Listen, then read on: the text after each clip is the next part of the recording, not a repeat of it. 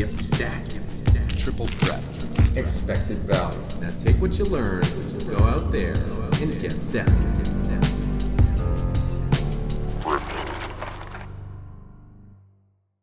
What up, Team Gripst? Evan here for Gripst.com, continuing with my review of Al's victory in the $200K guaranteed Golden Spade Poker Open Sunday event at Bovada Poker, which he took down for $36,000. If you haven't watched them yet, I would encourage you to watch parts 1, 2, and 3 to see how we got to where we are. We are currently very daff in the tournament, and for those of you who are unfamiliar with that, it means deep as fuck. Could you have guessed it? Probably. In fact, you probably already did. At this point in the tournament, there are about 50 or 60 players remaining. We just ran into a big hand, ace-king suited against our ace-10, which knocked us down to about 24 big blinds. But hey, Al's on Team Gripst. He knows how to handle this stack. It ain't gonna be no problem. So on we go, folding the 10-6. And I think for the first time in this series, we're actually going to see a decent amount of folding from Al because he just doesn't have a stack size where he can do too much until, of course, we find the Queen 10. In this spot, the cutoff opener has been opening quite a bit, and I think it's totally justifiable to go after him here with the Queen 10. It's not like we have an absolute nothing hand. But the main merits of this play is the fact that he's probably opening something like 70–80% of hands and only continuing versus a shove with like 20. So 3 out of 4 times or so he's folding. We're increasing our stack 20% here with a successful reshove. And we have an okay hand if we get called. So we go for it. We get called. We are up against something that is not as good as Queen 10 on that board. Pair of 8s. Won the flip, right back up to a nice healthy stack of 460,046 big blinds. And change? No, 45 big blinds and change. So that's going to be a little too expensive to continue with the Jack 10. Easy fold. Ace 5. Ooh, we actually folded one. Good stuff. And at this point, we are playing a bit more short-handed than we have been playing at every other stage of the tournament. So we'll see some 6-handed play. We'll also see some 7-handed play. And we'll see some more light 3-bets. Notes say he hadn't played a hand in a bit. Looked like a good spot to 3-bet versus an active player. Clearly, it was. And this is the power of paying attention. If you aren't paying attention, you're going to make your moves strictly based on your cards. And if you want to be getting the maximum out of your, tournament experience and maximize your expectation, you are going to want to be making moves based on, what's going on with other people, what's happening with the game flow, not, based on the dynamics, not just based on your cards. So here we go for an open with the 10-8, little loose, but hey, in a weak field with big antes, it's perfectly fine. And here we flop reasonably well. I think this is a good spot to try to take things to showdown. Al opts for the bet. I think it's fine either way, but we've definitely hit this board pretty well, although it's a board that could have hit our opponent as well too. So I think controlling the size of the pot is the preferred way to go here. This turn we now have a double gutter, and that means lots of fine rivers for us. I could see double barreling again just to fold out ace-jack. Maybe. He's not going to fold too many 10s. He's not going to fold too... Actually, overall, I think there are very few hands that are folding to a bet that are that have equity against us or that have us beat. So maybe checking is the play. Al checks, and now we face decision time. 2.64 to 1, needing 30% equity to be making a profitable call. Let's see what the notes say. Loose open, but considering we're down to 20 people, shit, we are even deeper than I thought. We're going to have to pay real close attention and start trying to remember these players' names, if only they were a bit more memorable. I think everybody's thinking about that final table, so nobody will want to make a mistake, which justifies the open even more. Can open pretty wide comfortably. On this board, I usually check back, but since I was up against an aggressive player, I didn't want to check back and have to call 2 streets or possibly be blown off my hand. Once he calls, I still think he has a wide range. And on the river, I called just because of his image. I'm not sure if he really has too many bluffs. This was a bit of a hero call on my part. I would prefer just a fold. So, you guys think we're going to show the second best hand? I think we're going to show the second best hand. No, we're showing the best hand, and this was a great analysis of our opponent's range. Wide pre-flop. Not too wide, but wide on the flop, definitely floating with that hand. So, I love how he gave me like the pump fake in his notes. Yeah, I'd probably prefer a fold even though I happen to have the best hand. Nice pot there. Nice call by Hero. The only memorable name at the table. A bit more early position, I'm liking the fold of the ace-2. And we definitely want to open this ace-jack. And this guy check raising? Get out of town. Notes say in a cash game he would just call, but considering picking up the pot at this point means so much. 126K, and there's probably, 4 million chips in play, maybe less. He decided to jam and try to take it down right there. I think it's fine. If you call, you string your opponent along and he may continue bluffing with hands like gut shots and stuff.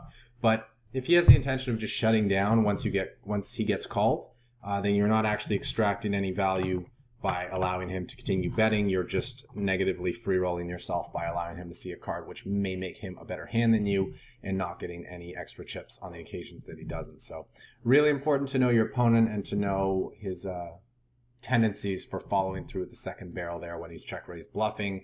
That is how you determine your optimal strategy in that spot, be it calling to keep your opponent's range wide or jamming to just take down what's there. / run it. Pretty dry board. Good spot for a c-bet. Now we do turn a wheel draw, and our opponent could be floating fairly wide on this flop, so it's an okay spot for a 2-barrel, but it's also an okay spot to shut down. Nothing in the notes about this hand. Probably dealing with a tighter player, which would be why we shut it down. And there we go. We just won the chips right back from the previous hand with very little effort. And that's one reason you don't need to get carried away in spots in tournaments when you have like a very small amount of chips invested, is that it's easy to get those chips back later on because there's lots to pick up with blinds and antes. And I can't believe you actually fell for this Al. What do you think the guy's limping and he's going to just limp fold? Notes say if he was playing this tournament today, he would happily check and try to play post-flop. Duh. But during this tournament, I wanted to play aggressively and possibly take it down there or on the flop. Well, you didn't. Interesting one. Could definitely have the best hand if this guy's opening wide. Jamming seems like a lot to risk, so I think flatting is an option. And I think if we 3-bet, we'll be priced in a call. If, however, this guy's super tight, I could see folding being the play. Al goes with a call, and on this flop, we're definitely going to have to... Hold on. Why the fuck did you do that, man? Just check call. There's no purpose to this check shove. You're only getting called if you're beat and drawing dead. And he's folding if you haven't beat. Notes, wish I would have just called the c-bet on the flop. I don't think I'm ever going to be bluffed off on a later street on this board, and I think it's pretty tough to get called by worse. I don't know why I would decide check shoving is best. Sometimes my brain just shuts off. All right, well, pressure of being deep in a tournament, adrenaline, intensity, lots of things going on, lots of emotions happening. It's understandable. You might just make a random player. It's like, pot's big, I want to take down. I'm going to try to wrap a flush draw. It's probably what you past you was thinking. So here we get 3-bet by the limp raiser and are getting a very good price, so it's hard to not call. He's taken the old I got aces line. I don't know if he actually has aces, but the small 3-bet followed by the overshove all in on the flop is usually aces. So we fold on the flop. He says you think it's way too spewy that he didn't fold pre. Well, you didn't fold pre because you were getting amazing odds and you only needed to win this pot 1 out of 3. But with your opponent being so shallow stacked and there not being that much in terms of the way of implied odds, yeah, I can see folding. Ace king, easy raise and call, and hit ace, and yeah, Bovada.com, folks. Get signed up and get reshipped on by Jack 5 suited for how many bigs? 16. At least he did it with a decent reshove stack. This is really just getting paid off on having the image, but also just like this guy being dumb, like, we're raising for mid position. I know, I got the Jackson 5, my favorite music group of all time. I'm all in. And hang out. Time to go put on some more Jackson 5 tapes, I guess. At least I got the vinyls. So we're down to 17 players at this point. Final 2 tables, and we are running great. Anyone checking this turn? I might. Al's going for all the barrels. What about the river? What's our opponent's range look like at this point? What kind of hands can he have called twice with? If he's trying to get his hand to showdown, then we want to bet because he's not going to be betting those hands that he's trying to play the showdown game with. If, however, he can have a lot of flush draws, or if he's the type who can double float, well, we definitely want to check this river to give him a chance to bluff with all those hands so we can, snap it in. Al goes with the small, small, small, which I think is totally cool because this guy's going to have a medium pair a lot of the time. And he calls and shows us the pocket fives. It's a little smaller than I thought he'd have in terms of the way it pairs, but it is Bovada. So nice hand and good sizing. I think if we'd bet much bigger, then we wouldn't have got that same kind of action. And at this point, we're down to 16 players, and we got aces. Tough spot. Kill. And king, queen, no good. Do you guys like his reshove? Think about it. Wow, we got Todd chips. Todd heaps of chips, Mom. And here we get an amazing price. Wouldn't be surprised to see us defend. And wow, we are running great. Easy check call on the flop. We have showdown value. We also have lots of equity. On the turn, if the price is right, we're still going to call again.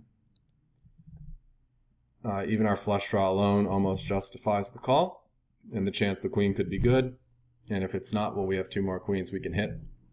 And possibly a jack for a chop.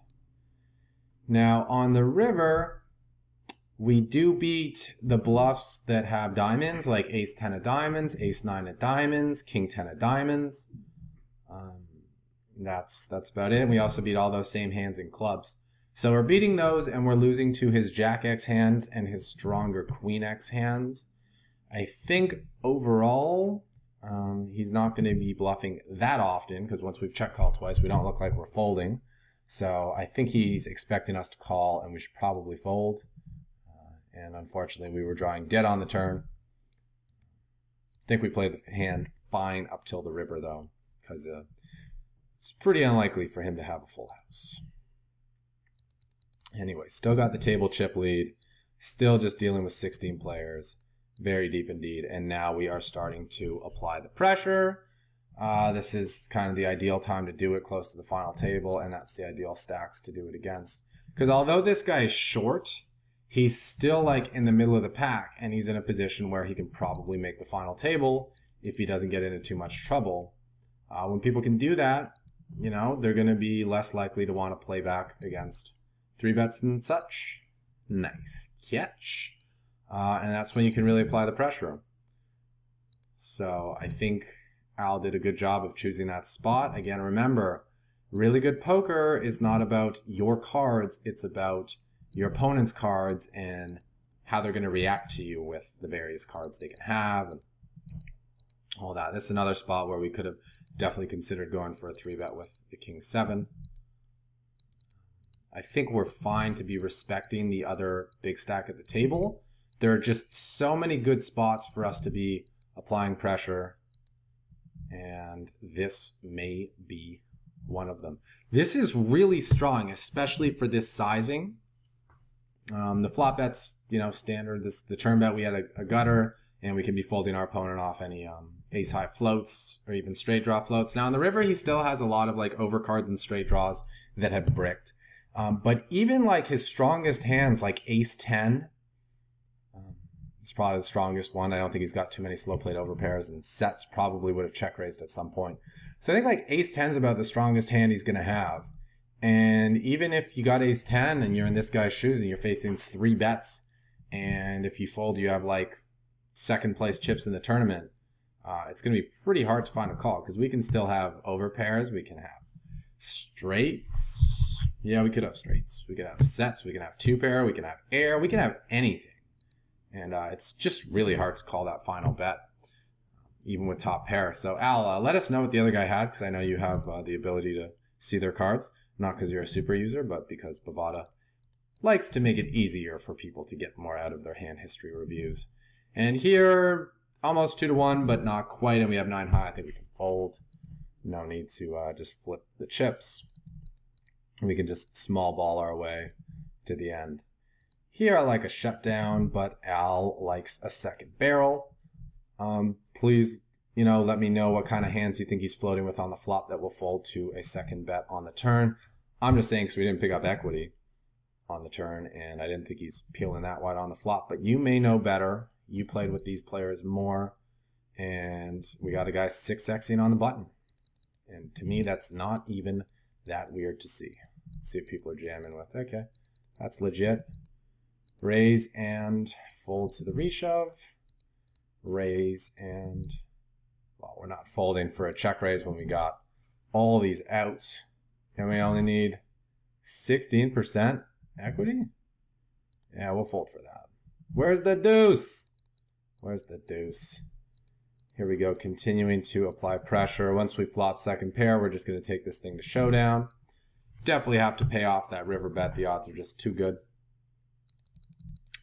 Unlucky that our opponent made that hand. Now, we don't have to be going after him with the king 7, especially when he's raising from early position. But we are on the final table bubble. We are playing shorthanded. Crazy things are happening. Emotions are running high. Tempers are running thin.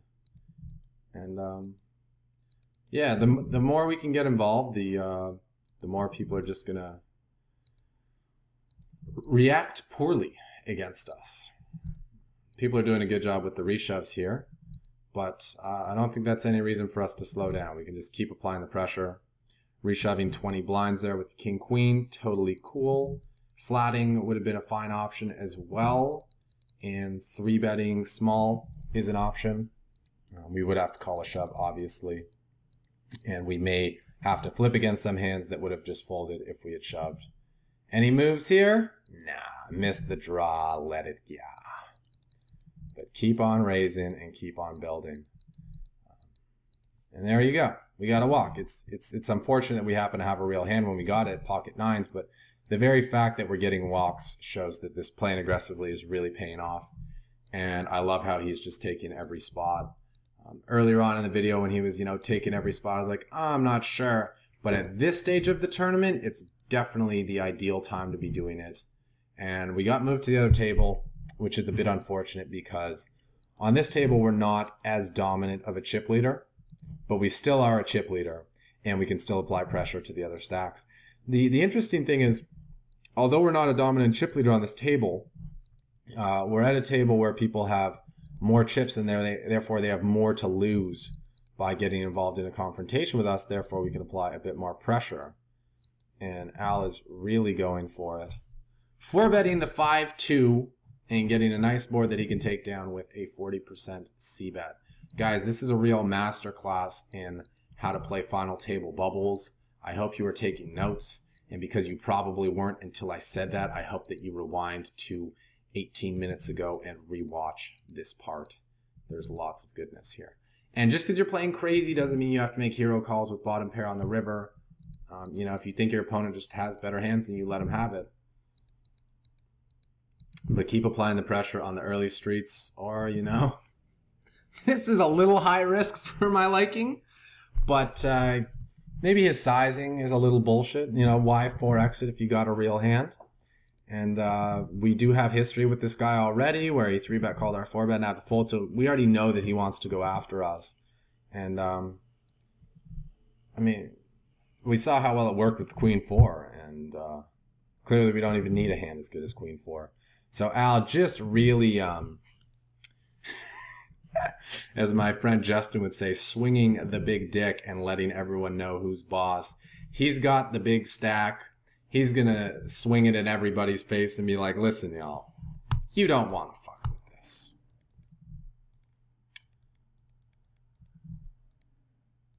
If this tournament were a pissing contest, Al would definitely be the one winning right now. And he is just not folding. He's going to make them fire all the barrels to try to take it. And looks like he got caught on this one. I think floating again would be a better option than raising on that turn. We're just not really representing all that much in the way of hands. But hey. Whoa. This is an interesting spot. So we got a raise, and we'd definitely be happy to run it with that guy for 10 big blinds, 12 big blinds. Now, if this guy had made a normal size 3-bet, we could be a bit more concerned. But you can see with this 355, he's just effectively putting that guy all in. And generally when people do that, rather than just 3-betting to a normal size, I think they have a weaker hand. They have a hand that they're ready to go with against this player. But they don't necessarily want to go with it against everyone else. So although it's, you know, against the biggest stack in the tournament and we have second place chips, this actually feels like a good spot to isolate and run it against the initial opener. And the guy doesn't even call. And I think the big stack is going to fold fairly often. There will be 1.8 million in the middle, so he will be getting a decent price. But, you know, it's a pretty tough call with anything but 9s plus, and even like 9s and 10s were in fine shape again. It's really good shape. And something about this sizing just doesn't feel like queens are better to me. But I could be wrong. We shall see.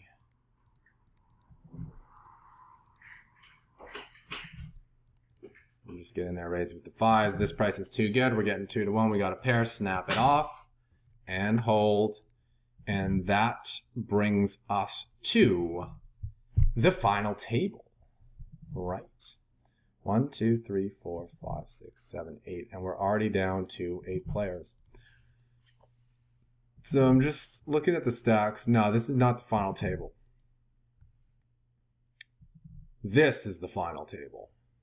I knew there was one big stack missing. So the one thing about those jacks, now that we're on the final table and we can see what the other stacks look like, is the fact that we're so clearly in second without getting involved, and other people are very, very short, and there's so much money to be made by moving up payout spots, that there's a little disincentive to taking a high-risk play on the bubble.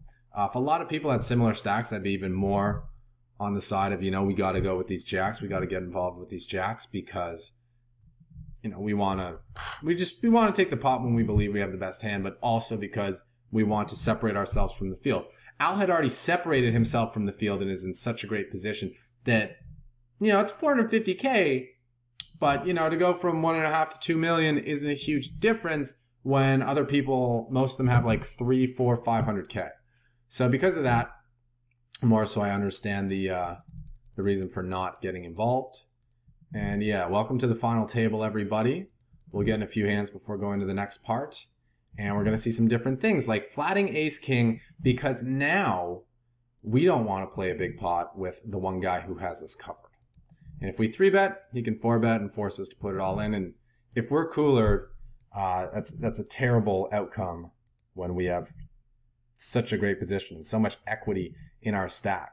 Also, now that we're 9-handed and on the final table, some people are going to be like, I made it. And the pressure is going to be off a little bit. So we can't play quite as crazy as we did on the final table bubble, you know, depending on the pay spots. And as people get higher and higher up the money and less pressure exists in their minds, that's less pressure for us to be applying. This guy's going to chop again. Nope. He's going to hit. And also we're playing full ring again. We're not playing short-handed anymore. This could be a big money-making spot for us. Oh, so many things going for us, and it's the worst possible outcome. No one busts. Yeah, now that we're playing full ring instead of playing short-handed, we're definitely going to want to be playing a little bit tighter than we were when we were going hog wild. So we'll probably be defending here with the queen 10 and just trying to show our hand down. No need to play a massive pot. definitely fine going for a value bet on the river. Your stack is worth a lot once you get to the final table. And this guy shoving 8 blinds, he's going to have any pocket pair. He's going to have a bunch of aces, strong aces and weak aces. Also aces and broadways. I think we certainly have to call here. And if the big blind moved all in, we should probably fold. That looks like a pretty good flop for us. Looked like a pretty good flop for him too, till he saw what we had. And that's GG. So one player has been eliminated. We are now down to 8. And for the final table, we will be going through every hand just so we can see what's going on. Put our opponent all in. Clearly he missed and he's out. I'm not going to spend time on the hands that we're not involved in, but I am going to click through just so we can see them all. We still have, 200 some odd hands to get through before this thing's over.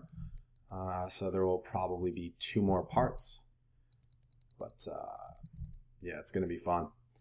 And Al is not showing any signs of slowing down. And now he's the chip leader by a decent amount, almost a full cool million. So this is a spot where Al can start applying more pressure to the other stacks, especially those other guys who are sitting on a million as well. And we got a raise and a call and aces. Aces getting it done. Al back to stealing with nothing. Surprise, surprise. This guy's flatting on 10 bigs. Well, he won't be flatting on 10 bigs much longer. I like a min bet. Nice. And let's go with 50.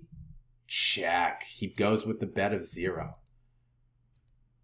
Well, looks like we're going to be getting everything unless he slow played the 89. I'll be really funny if he has like kings. Ace jack of hearts. Nice catch on the river. He certainly would have been stacking off to a turn bet. Don't really know why he didn't just go all in. Oh wait, yes I do. It's because he's Bovada. And he doesn't know why he did it. So a nice elimination by Al with the pocket 7s, which will bring us down to our final 7 players. 1 step closer to victory, 1 step closer to the money.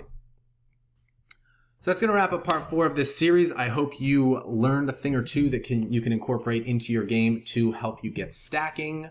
I've been seeing really good comments so far on the video. Love what you guys are saying, and thank you for all the appreciation of my return. Means a lot to me. Means a lot, so thank you. Please continue with those comments, questions. Keep the discussion going. I've seen lots of really good stuff. I look forward to seeing, reading, and learning more. And of course, when you're done with all that, you know what to do. Take what you learned, go out there, and get stacking. Yeah, we get it stacking. Grips.com taught you how to get it stacking. The flops I be smashing, the pots I be blasting. Grips.com taught you how to get it stacking. When the main event, man, that could never happen. The Grips.com taught you how to get it stacking. Now you're picking up traction, getting action. Grips.com taught you how to get it stacking. Stack it up, cash it in, damn I win again. Many friends come to play, cause I'm on the internet. Better yet, I flop the turn and take a chance upon the river. I'll bluff you with the 7-2 offsuit, whatever's clever, call you all in while your chip stacks falling. Better believe the dealer, cause the game just started. Don't know the rules, you bet it all and then you risk it. If you wanna learn it, you should go online and hit up Gripsit. Yeah, we get it stacking. Grips.com taught you how to get it stacking. The flops I be smashing, the pots I be blasting. Grips.com taught you how to get it stacking. When the main event, man, that could never happen. The Grips.com taught you how to get it stacking. Now you're picking up traction, getting action. Grips.com taught you how to get it stacking. Ever since a young cat, want a pocket stack with cash in the fast stack, crammed in the clam clip. Gotta get the action, gotta get it stacking. Dollars on the noggin, want a lot of transactions. Started as a little retarded, now with the knowledge, playing cards, flopping. Bombarded cause it was harder than I thought. Then I got on Grips.com, asking and got what I needed to beat him and get it stacking. Yeah, we get it stacking. Grips.com taught you how to get it stacking. The flops I be smashing, the pots I be blasting. Grips.com taught you how to get it stacking. When the main event, man, that could never happen. The Grips.com taught you how to get it stacking. Now you're picking up traction, getting action. Grips.com taught you how to get it stacking. Yeah, we get it it stacking. Grips.com, tell you how to get it stacking. The flops I be smashing, and pots I be blasting. Grips.com, tell you how to get it stacking. When the main event, man, that could never happen. The Grips.com, tell you how to get stacking. Now you're picking up traction, getting action. Grips.com, tell you how to get it stacking. Yeah, we get it stacking. Grips.com, tell you how to get it stacking. The flops I be smashing, and pots I be blasting. Grips.com, tell you how to get it stacking. When the main event, man, that could never happen. The Grips.com, tell you how to get it stacking. Now you're picking up traction, getting action. Grips.com, tell you how to get it stacking.